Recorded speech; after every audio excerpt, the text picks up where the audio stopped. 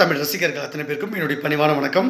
நான் உங்கள் செந்தில்குமார். இந்த பதிவில் நான் பார்க்க போகிறது மரியாதைக்குரிய அம்மா மக்கள் முன்னேற்ற கழகம் அந்த கட்சியினுடைய பொதுச் செயலாளர் டிடிவி தினகரன், அன்பு சகோதரர் டிடிவி தினகரன் அவர்கள் ஜெயலலிதாவுடைய கொலை வழக்கில் கைதாகி கிட்டத்தட்ட ஒரு 12 வருஷத்துக்கு சிறைக்கு போக போகிறாங்க. அவங்களுக்கு ஆயுள் தண்டனை கொடுக்கறதுக்கும் ஏற்பாடு பண்ணியாச்சு. இதை தடுக்கிறதுக்காக நான் ஏற்கனவே டிடிவி அவர்கள்கிட்ட, அவருடைய பிஏ அவர்கள்கிட்ட, என்னுடைய பிஏக்கள் மூலமாக நான் கடிதம் கொடுத்து அவங்கள்ட்ட அனுப்பியிருந்தேன். அதை அவங்க கேட்கலை. அதற்கு பிறகு தொலைபேசிலையும் மறுபடியும் அவங்க பிஏ ஒருத்தர் இருக்கார், அவர்கிட்ட தொடர்பு கொண்டு நம்ம டிடிவி அவர்கள்கிட்ட நேரில் சந்தித்து நம்ம பேசணும், சில விஷயங்களை சொல்லணும், தேர்தல் நெருங்கிறதுக்கு முன்னாடியே ரொம்ப நாள் இருக்குது, என்ன ஒன்றா பண்ணிக்கலாம் அப்படின்னு நினைக்காதீங்க, சீக்கிரமாக ஒரு 30 நாளுக்குள்ளே நான் கூட்டணி ஃபைனல் பண்ணணும், நான் சொல்கிறத நீங்கள் எனக்கு ஒத்துழைப்பு கொடுத்தீங்கன்னா மிகப்பெரிய அளவில் உங்களுக்கு சிக்கல் வராது, உங்களுக்கு எல்லா பிரச்சனையும் நான் தீர்த்து வச்சு இந்த கூட்டணிக்குள்ளே பாஜகவுடைய தேசிய ஜனநாயக கூட்டணிக்குள்ளே கொண்டு வந்துடுவேன், உங்களுக்கு மிகப்பெரிய அமைச்சரவையில் இடங்கள்லாம் கொடுக்கறதுக்கு நான் வாய்ப்பு நான் ஏற்படுத்தி தரேன், பல்வேறு விஷயங்களை நான் அவர்கிட்ட நான் பேசுகிறதுக்கு நான் எல்லாம் அவங்க பிஏ கிட்ட சொன்னேன், இது எப்படியே கன்வே பண்ணுங்கன்னு. அவங்க பிஏ ரொம்ப பொலைட்டாக என்ன சொன்னார்னா, சார் நீங்கள் சொல்கிறதெல்லாம் புரியுது, நீங்கள் நிறைய அவர் மேலே அன்பு வச்சு ரொம்ப நன்றி, ஆனால் டிடிவி அண்ணன்கிட்ட நான் சொல்கிறத அவர் முடிவெடுக்கணும், நான் முடிவெடுக்க முடியாது, நீங்கள் சொல்கிறத நான் அப்படியே சொல்லிடுறேன் அவர்கிட்ட, நீங்கள் கொடுத்த கடிதமெல்லாம் அவங்க பார்த்துட்டாங்க, ஆனால் அவர் தான் உங்களுக்கு அப்பாயின்மெண்ட் கொடுக்குறத பற்றியோ நீங்கள் சொல்கிற ஆலோசனை கேட்குறத பற்றியோ அவர் தான் முடிவெடுக்கணும், நீங்கள் பிஜேபியிலேருந்தே நீங்கள் அதிகாரப்பூர்வமாக அவருடைய நம்பர் வாங்கி நீங்கள் பேசிக்கங்கன்னு சொல்லிட்டாங்க. நான் அப்படி எல்லார்கிட்டையும் ஃபோன் போட்டு நேரடியாக எப்பவுமே பேசுகிற பழக்கம் எனக்கு இல்லை. அவங்க நாம் ஒரு கடிதம் கொடுப்போம், எப்போவுமே என்னுடைய பிஏக்கள் மூலமாக அனுப்பி வைப்பேன், அவங்க அதை புரிஞ்சுக்கிட்டு அவங்க எனக்கு அப்பாயின்மெண்ட் கொடுக்கணும்.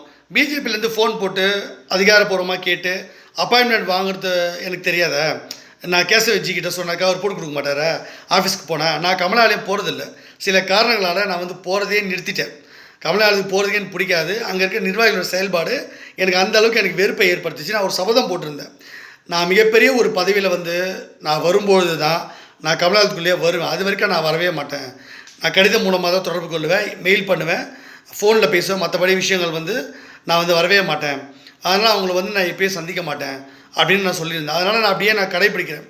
இதில் என்ன முக்கியம்னா, ஒரு விஷயம் சொன்னால், நான் மரியாதைக்குரிய ஜெயலலிதா அம்மா அவர்களுக்கு கூட நான் கடிதம் தான் அனுப்பியிருந்தேன் முக்கியமான விஷயங்களில், அதை புரிஞ்சுக்கிட்டு தான் கூட்டணி வச்சாங்க, என்னையும் அழைத்து பேசினாங்க, அதை நேரில் வர சொன்னாங்க, கட்சியெல்லாம் சேர சொன்னாங்க.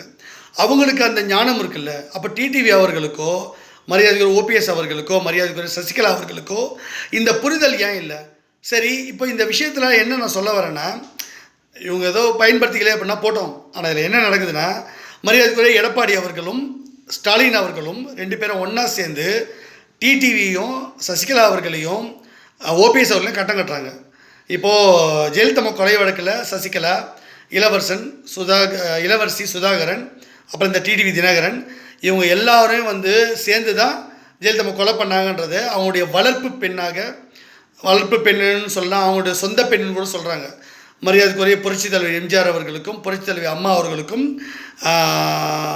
பிறந்த ஒரு பெண் அப்படின்னு சுனிதா அப்படின்றவங்க உச்சநீதிமன்ற தலைமை நீதிபதிக்கிட்ட ஒரு கடிதம் கொடுத்துருக்காங்க.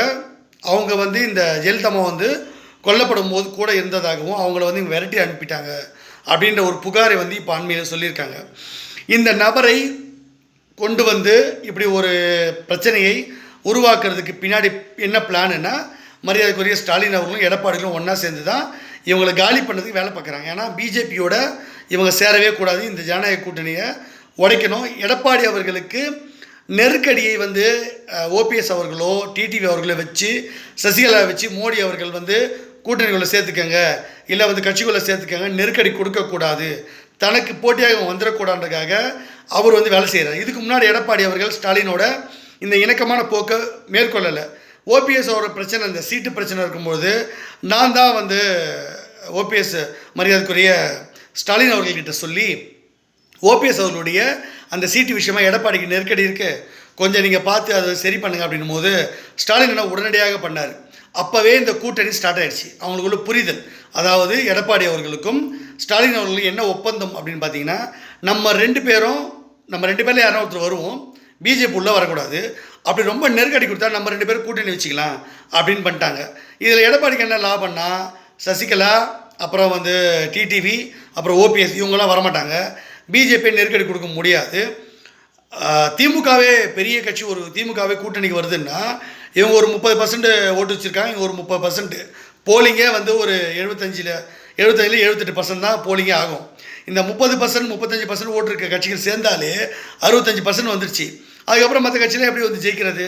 இந்த 2 பேர் மட்டுமே கூட்டணி, வேறு யாருமே இல்லாமல், எந்த கூட்டணி கட்சிகளும் இல்லாமல் அதிமுக திமுக மட்டுமே கூட்டணி சேர்ந்தாங்கன்னா 65% அடிச்சுட்டு போயிடுவாங்க. இன்னும் சொல்ல போனால் ஃபுல் ஸ்வீப் அடிப்பாங்க.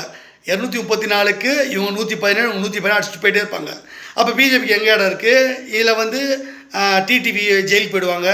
ஏன்னா அதை தீர்ப்பு எழுத வேண்டிய இடத்துல இப்போ இங்கே மிகப்பெரிய அளவு ஸ்டாலின் அவர்கள் ஏற்கனவே அந்த விசாரணை கமிஷன் வச்சுருக்காரு. அதில் எல்லோரும் விசாரிச்சாச்சு, சசிகலா தான் பாக்கின்னு நினைக்கிறேன்.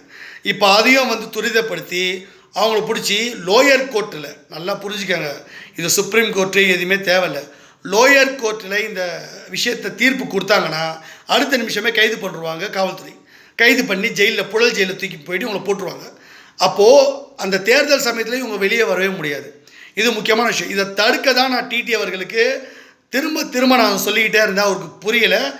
அந்த எதுக்கு உதவாத ஒரு தருதலை ஒன்று அண்ணாமலை சுற்றின்னு இருக்க, அந்த தருதலை போய் மீட்டிங் பண்ணி அவருடைய இந்த திருமண அம்மா மக்கள் முன்னேற்ற கழக ஒரு தொண்டர் பொழுது ஒரு நிர்வாகி அவங்க வீட்டில் ஒரு இல்ல திருமணம், அதில் டிடிவி போயிட்டு அதில் அண்ணாமலையை வர வச்சு இவரை டிஸ்கஸ் பண்ணாங்க. இவர் நம்ம பெரிய ஐநா சபை தலைவர் மாதிரியும் இவர் நம்ம அமெரிக்க ஜனாதிபதி மாதிரியும் உருப்படாத ரெண்டும் சேர்ந்து ஒரு மீட்டிங் போட்டிருக்குங்க. அதில் ஒன்றுமே நடக்கலை. இப்போது கழுத்தை பிடிச்சிட்டார் ஸ்டாலின். இப்போ எடப்பாடியும் கரெக்டாக வந்து காயினை ஏற்றிட்டார். இப்போ என்ன ஆகும்னா பிஜேபி எடப்பாடி வேணுமா டிடிவி வேணுமேன்னு பார்த்தா எடப்பாடி தான் தேவை கூட்டணிக்கு.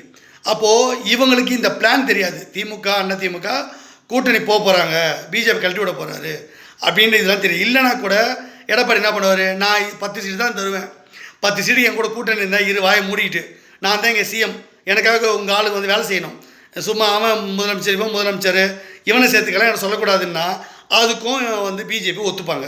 இப்போது அப்படி போனாலும் டிடிவியை கைவிட்டுருவாங்க. எப்படி போனாலும் இவங்க வந்து கூட்டணி போயிடுவாங்க, அவங்கள சேர விட மாட்டாங்க. எப்படி பார்த்தாலும் அவங்கள கைது பண்ணிட்டாங்கன்னா அப்புறம் பிஜேபிக்கு வேலையே கிடையாது. இதில் மோடி அவர்களோ மத்திய அரசாங்கமோ எதுவுமே பண்ண முடியாத ஒரு கையெறி நிலையில் இருப்பாங்க. அவங்க அப்பீல் தான் போகணும் குற்றவாளியெல்லாம் நிரூபிக்கிறதுக்கு. ஒரு தடவை குற்றவாளின்ட்டாலே அவங்க மேலே வந்து ஒரு பேட் இமேஜ் வந்துடும், காவல்துறை கைது பண்ணிட்டாலே ஜெயிலில் போட்டாலே. அப்புறம் அவங்க அப்பீல் போனோம், அது எப்போ நடந்து அது எப்போ முடிஞ்சு இவங்களுக்கு எப்போ நியாயம் கிடச்சி அது வந்து பெரிய தர்ம சங்கடமாக போயிடும். அப்போ அதனால் வந்து ஒன்றுமே இல்லாமல் இவங்களை வந்து போலீஸ் பிடிச்சி போட்டாங்க அப்படிலாம் மக்கள் பேச ஆரம்பிச்சிடுவாங்க. அப்போது டிடிவியோட எதிர்காலம் முடிஞ்சது, சசிகலா எதிர்காலம் முடிஞ்சது, ஓபிஎஸ் எதிர்காலம் முடிஞ்சது. ஓபிஎஸ் ஏற்கனவே ஒரு டம்மி, அவர் எப்போ கூப்பிட்டாலும் வந்துடுவார். நான் வந்து ஒருங்கிணைப்பு கையெழுத்து போகிறேன்னு பேனை வச்சுட்டு ரெடியாக இருப்பார். ஐயோ வாயா உனக்கு ஒரு இடம் தரேன், ஒரு சீட்டு தரேன் வாயா அப்படின்னு சும்மா ஏதாவது யாராவது கூப்பிட்டாங்கன்னா போய் ஒட்டிப்பார். ஏற்கனவே அவர் பிஜேபி முத்திரை குத்திட்டாங்க. அவர் தனியாக போனாலும் அவர் ஓட்டு கிடையாது, பிஜேபி கூட போனாலும் பெரிய செல்வாக்கு இல்லை. இவங்கெல்லாம் ஒன்றா சேராமல் இந்த பலமாக பிஜேபிக்கும் இல்லை. அப்போ ஒட்டுமொத்தமாக காலி ஆயிடுச்சு.